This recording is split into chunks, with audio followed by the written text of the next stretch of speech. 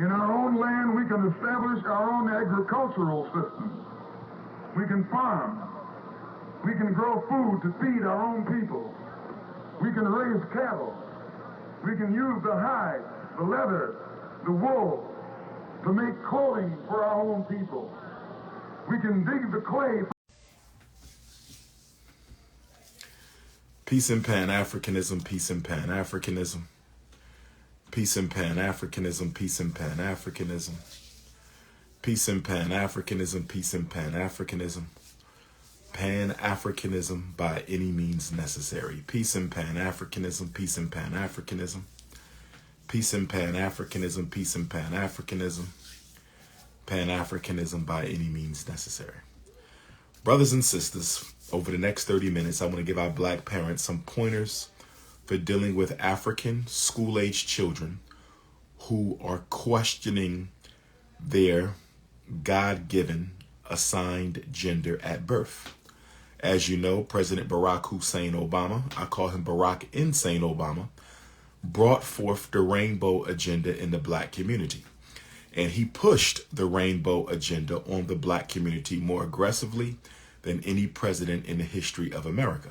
And despite the fact that black people traditionally do not subscribe to rainbow culture, because Barack Obama was the one who infiltrated the black community and the black public school with the rainbow agenda, 50 million American Africans sat by, said nothing, and let Barack Obama have his way with our children. So, I've heard from several black parents over the past couple of weeks who have children who are coming home from school telling them that they think they want to sign up for the rainbow. And black parents are reaching out to me. They're upset. They are angry. They don't know what to do. They want to wring their child's neck. And because I've heard from so many parents over the past couple of weeks involving African children who are being brainwashed and psychologically confused by the rainbow agenda, I decided that the time has come for me to give black parents a couple of pointers for dealing with your child who is being brainwashed into thinking they belong on the other side of the rainbow. So let me give you a couple of pointers. First of all, I need every black parent in America to understand something. This also goes for black parents in Europe. Shout out to our British Africans, our French Africans, our German Africans, our Austrian Africans, our Ireland Africans. This goes for our South African brothers and sisters, our Australian brothers and sisters, and of course, it also goes for our Canadian brothers and sisters. Okay, Facebook, let me know if you can still hear me. Facebook, let me know if you can still hear me. Couple points, okay? Couple points. Point number one. How do I say this? Rainbow therapy is illegal in America. I want to make sure black parents understand this. You cannot take your child to any therapist in this country and in other European cultures and think you're going to get them therapy to undo their new identity. I want to make sure we're clear. You cannot take your child to a therapist hoping to have their newfound identity reversed. It is illegal in America to try to help a child remember who God chose them to be. Let me say this one more time. I want you to understand me. It is illegal in the United States of America to take a child to a therapist and ask that therapist, can you reverse the confusion? Can you undo the brainwash? You cannot do that. In the United States, it is illegal to try to change a child back to what they were born. Absolutely illegal. If your son wants to be a girl, if your girl wants to be your son, you cannot take them to therapy to deal with their newly chosen gender identity. It is illegal in America. So for my parents who don't ascribe to sexual confusion and I certainly do not. You have to be careful. You have to be very careful with how you engage your child. Because if your child goes to school, and tell the principal, the teacher, the school counselor, the school social worker, the school psychologist, that my mother and father are angry at me for choosing to change my sexual identity, your children will be removed from your home. Your babies can be confiscated for you aggressively challenging your child's decision to live their life as the opposite gender. I need y'all to understand this. America is not a pro-black country, but it is a pro-rainbow country. America is not a pro-black country, but America is a pro-rainbow country. America is not a pro-black country, but America is definitely a pro-rainbow country. So number one, do not emotionally torment your child. We have to be strategic in 21st century America. Do not emotionally torment your child over their sexual confusion, or you will lose your child. Make sure you're clear on that. Okay? That goes for Muslims, that goes for Christians. See, this is one of the reasons why we need our own schools. This is one of the reasons why we need our own schools. Public schools equal public rules. I'm going to say it again. Public schools equal public rules. I'm going to say it again. Send your child to public school and you must follow the public rules. So, if your child is expressing sexual confusion, there's a couple of things you need to check out for. One of the things you need to check for: has your child been sexually abused? Has your child been sexually abused? Okay? Because many black children who choose to live their life as another gender are often the victims of sexual assault. Same gender sexual assault, opposite gender sexual assault. Make sure there's no molestation or pedophilia in your child's history.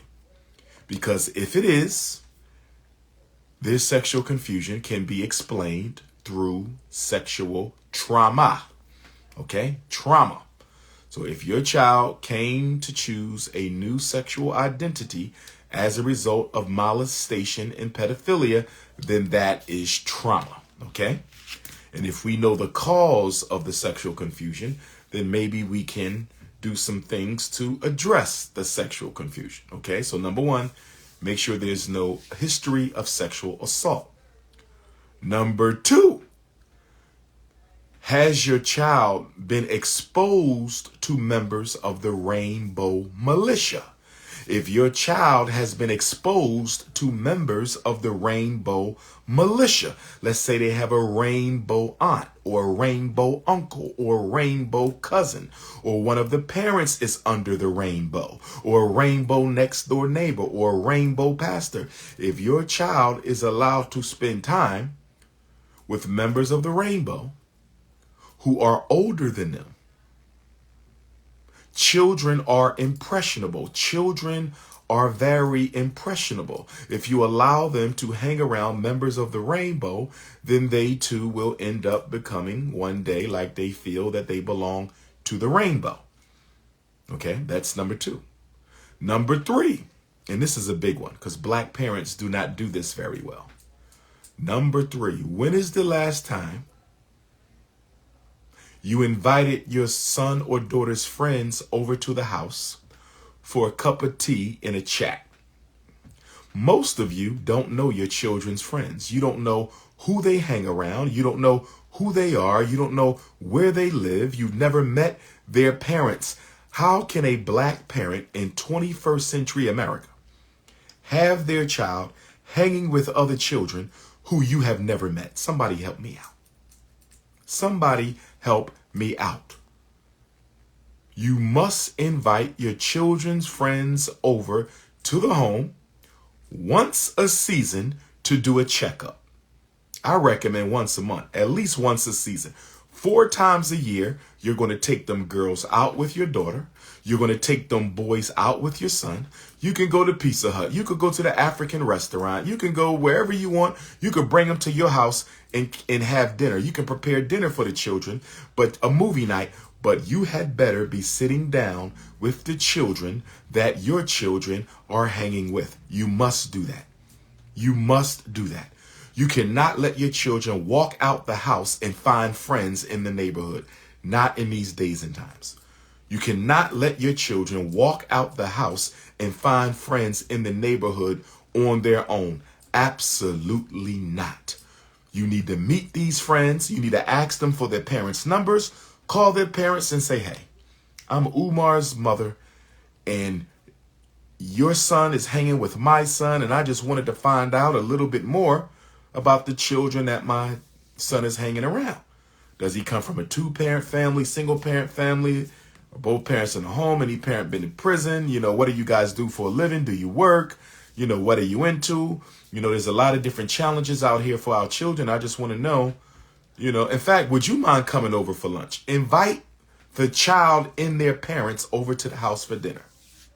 Your child got 5 close friends? Well, guess what? You're going to have 5 family dinners. You're going to have a dinner with peer number 1's parents. You're going to have dinner with peer number 2's parents. You're going to have dinner with peer number 3's parents. You're going to have dinner with peer number 4's parents. You're going to have dinner with peer number 5 parents. You must meet the parents. You must meet the children. Okay? Okay? And I'm going to be honest, a lot of our children are being pressured into the rainbow militia by aunts and uncles who have already been drafted. A lot of our sons and daughters are being pressured into the rainbow militia by aunts and uncles who have already been drafted.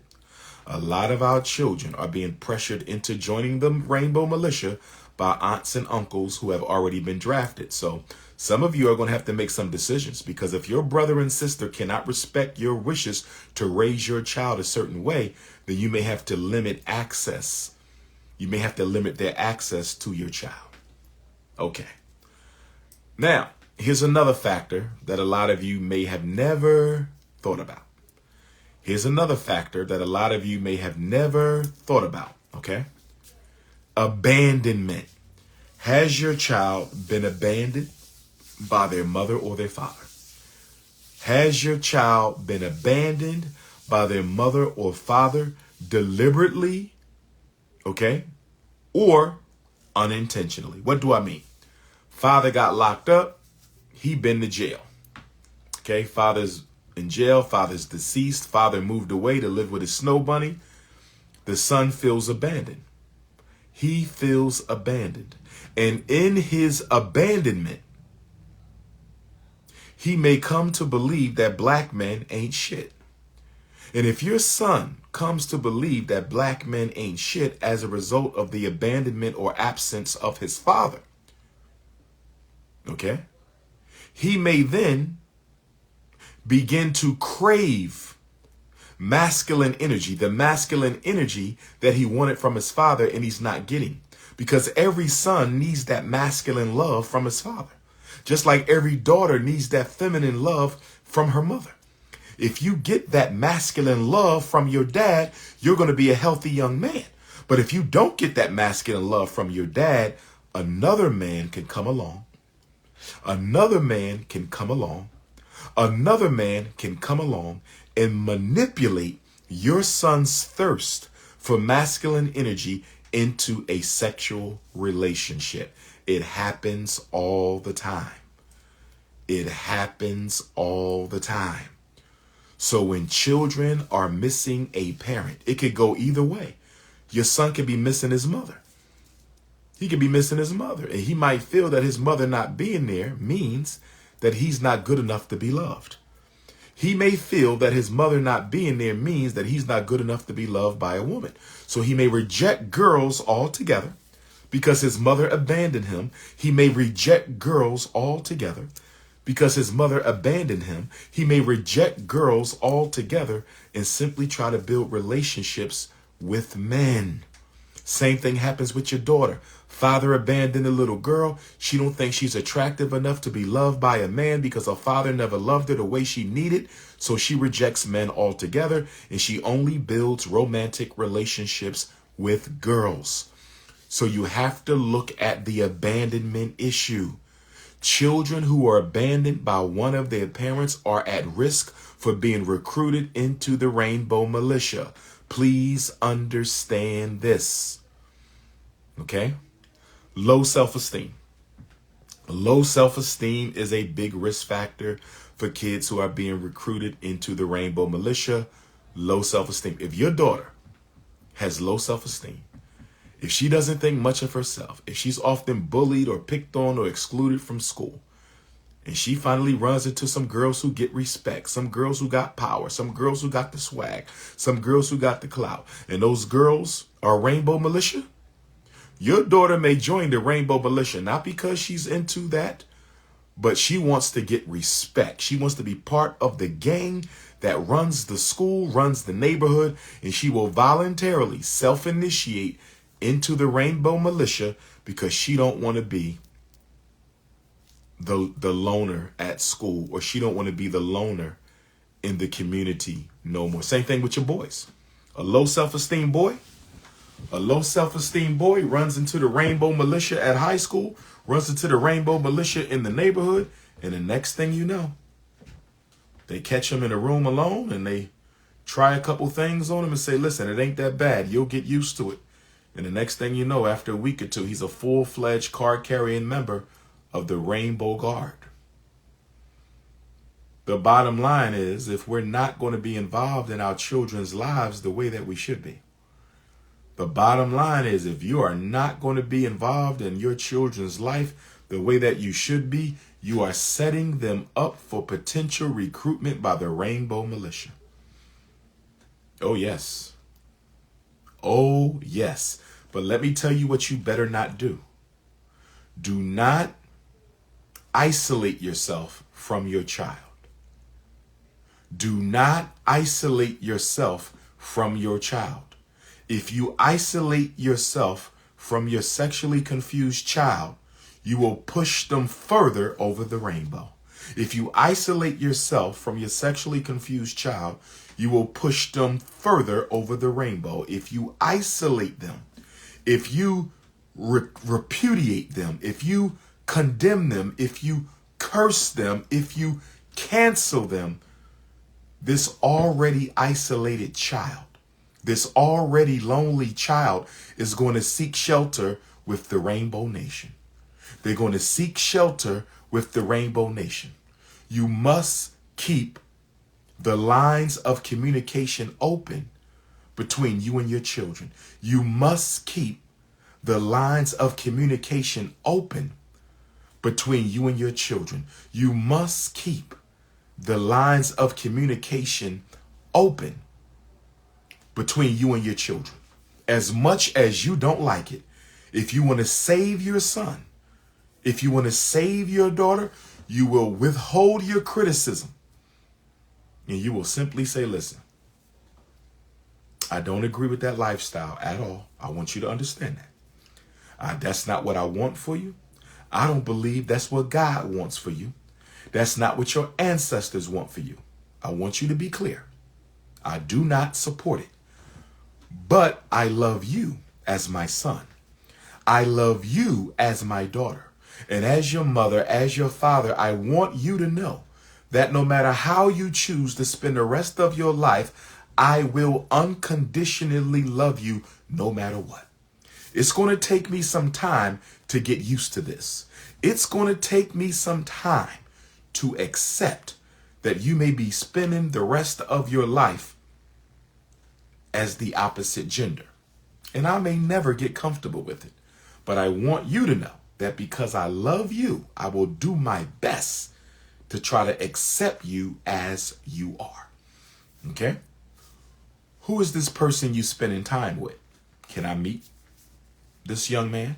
Who is this young lady you're spending time with? Can I meet this young lady? And I know some of you, it's against everything we believe in. I understand. But I'm telling you right now, if you lose your child over this, you may never get them back. You may never get them back. You have to play spook who sat by the door. I said you have to play spook who sat by the rainbow door. You're going to be the spook who sat by the rainbow door. Because when you meet your son's boyfriend, when you meet your daughter's girlfriend, and you talk to them in a non-judgmental, non-accusatory way, you may start finding out what brought them into the rainbow militia.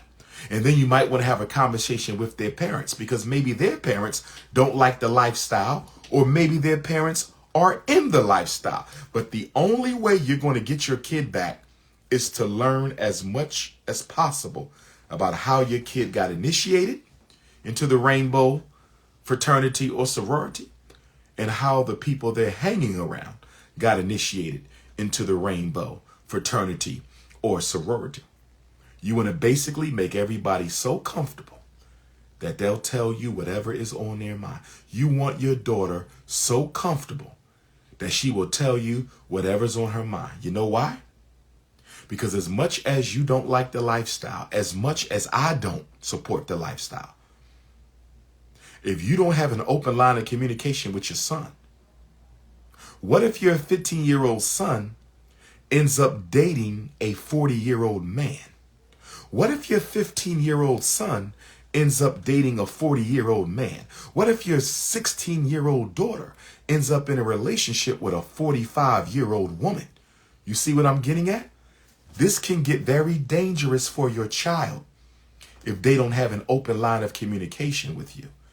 This can get very dangerous for your child if they don't have an open line of communication with you. One of the things I recommend you do is, if your child is being drafted or recruited by the Rainbow Nation, if the Rainbow Nation is knocking at your door, if the Rainbow Nation is knocking at your door for your child, and one of the parents is not present in the child's life, I can almost guarantee you, if your daughter is considering joining the Rainbow Nation and her father's not around, if your son is considering joining the Rainbow Nation and his mother's not around, if they're missing any parent, I don't care if it's the masculine parent, the feminine parent, if the Rainbow Nation is trying to recruit your child and your child is cut off from one of their biological parents, I suggest you find a surrogate for your child. That's right. If your daughter is missing a father, find a man to spend time with your daughter. If your son is missing a mother, find a woman to spend time with your son. If your son is missing a father, find a man to spend time with your son. If your daughter is missing a mother, find a woman to spend time with your daughter. In almost every case, the absence of a parent plays a role in future rainbow behavior. I'm telling you this. Well, if both parents are around, the first question I'm going to ask, if both parents are around, first question I'm going to ask, what is the quality of the relationship with that child with both parents? What is the quality of the relationship of both parents with that child? Because just because both parents are in the house, that doesn't mean both parents are emotionally available. See, I need y'all to understand something. I need y'all to understand, overstand, and understand. Living with your child is great. But if you are emotionally unavailable to your child, it's almost as if you don't live there anyway. I'm going to say it again. Because some of y'all think since you see your child every day. Some of y'all think because you live in the house with your child, that means nothing unless you are emotionally available to your child. A lot of black fathers are in the house with their sons, but they're not emotionally available to them. A lot of black mothers are in the house with their daughters, but they're not emotionally available to them. You have to be emotionally available. What is Dr. Umar's definition, working definition of being emotionally available? Emotionally